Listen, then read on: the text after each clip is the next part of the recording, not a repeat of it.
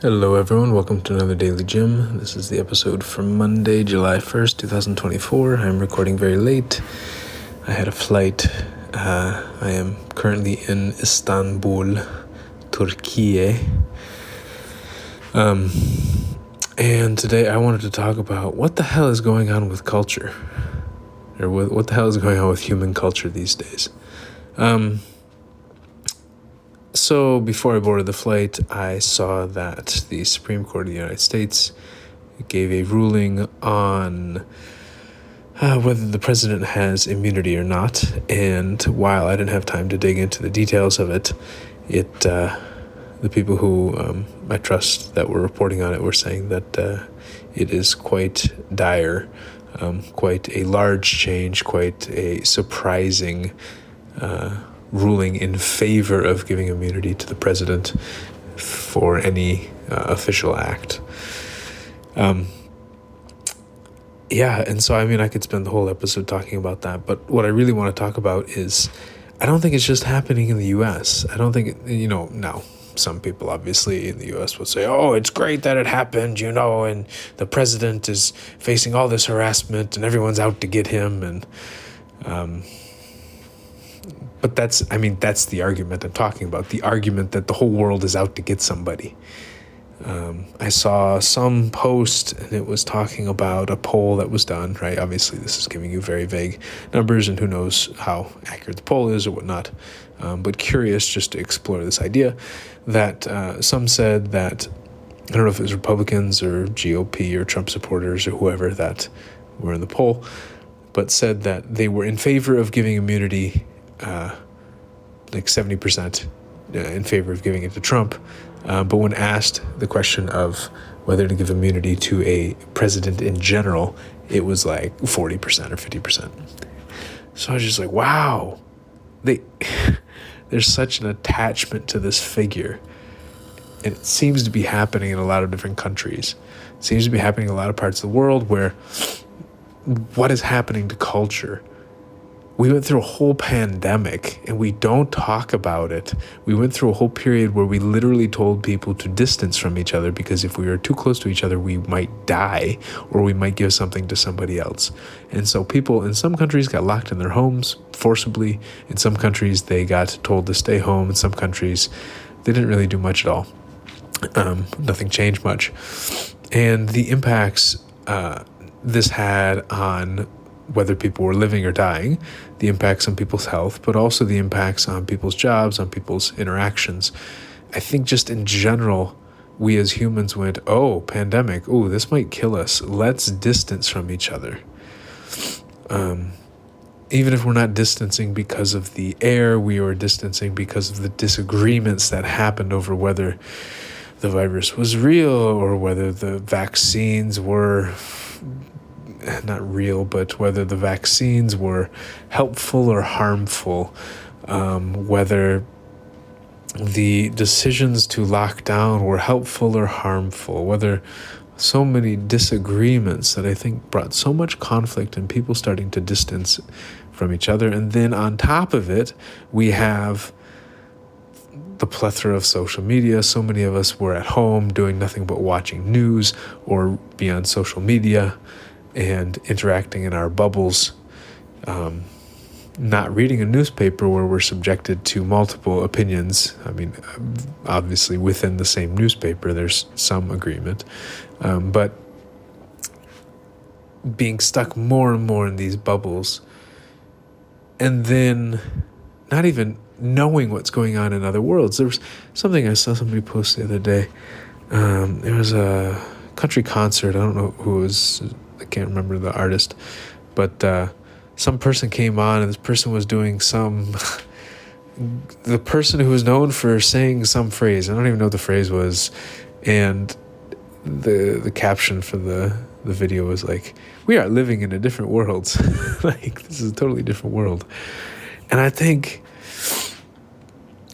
culture is becoming more divided in some ways. I think human behaviors around the world, we're starting to shrink into ourselves a little bit more.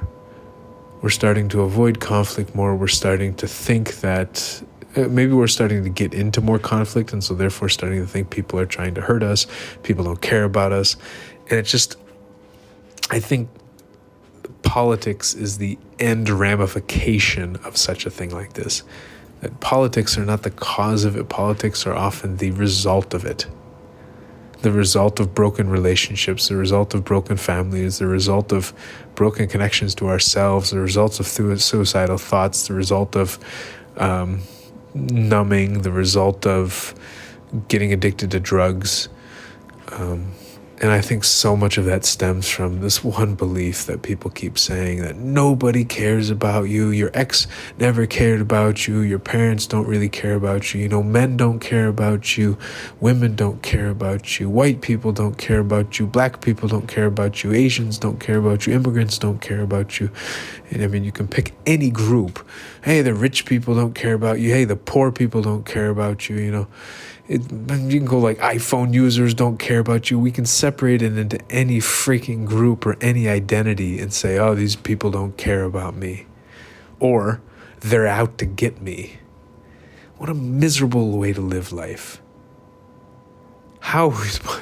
What a miserable way to live life. Yeah, maybe it's the idea of, well, if I believe everyone's trying to screw me over, then maybe I won't get hurt. But I beg to differ. I think the people who say that sound like they are hurting nonstop.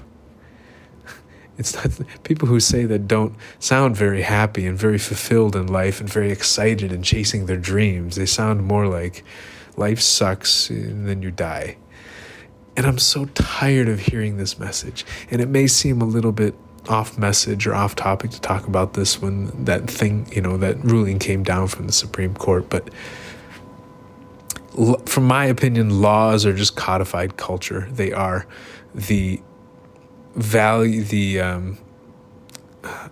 laws are written rules on how we behave. And then morals or whatnot are the unwritten rules on how we behave. The cultural norms are the unwritten rules on how we behave.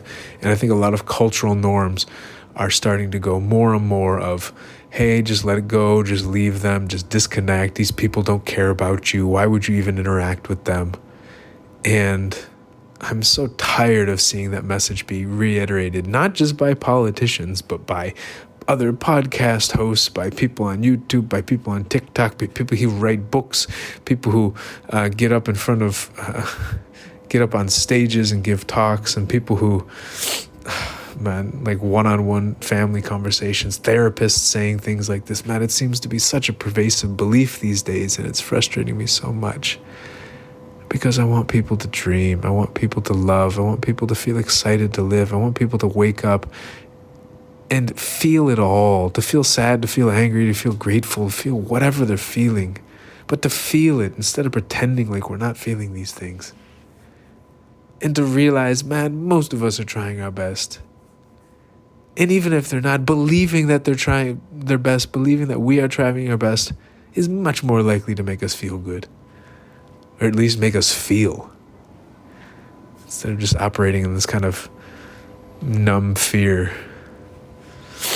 I don't know, I'm ranting because I'm definitely tired, but also just very frustrated that I'm worried that I'm just going to sit back and let culture start shifting, continue to shift in that direction of just more misery and more apathy, more indifference, more hatred towards others, hatred towards ourselves.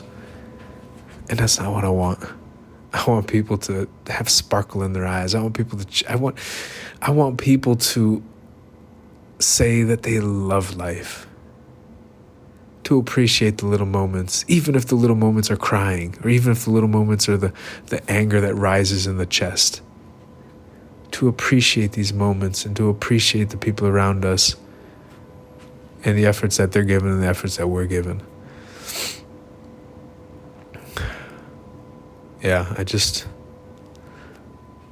this is not just happening in the U.S., it's happening in many countries around the world. I've talked to a lot of different people on these different projects in Europe and Africa, and I think if we don't do something to stand up and try to take culture in the other direction, it might just start slipping away and start going in the other, and start just shrinking, retreating, collapsing on itself until, as one friend said on a project before, a guy from Ukraine, from the Russian-controlled part of Ukraine, he said, if we don't learn how to express how we're feeling, if we don't learn how to express emotions, they can often come out in very violent ways. And I am afraid that by letting culture just suppress more and more, that eventually is going to come out in very violent ways. And I don't want that. I want it to come out in very loving ways, very uniting ways. So I hope this helped some of you. It's helped me a little bit. I'm still feeling, I think I need a day to process what happened. And yeah, frankly, to let my anger push me forward, because I think movements, frankly, life requires some anger to get up and have some focus and determination in life and move forward. So I hope this helps y'all, and look forward to hearing what y'all have to say. Take care.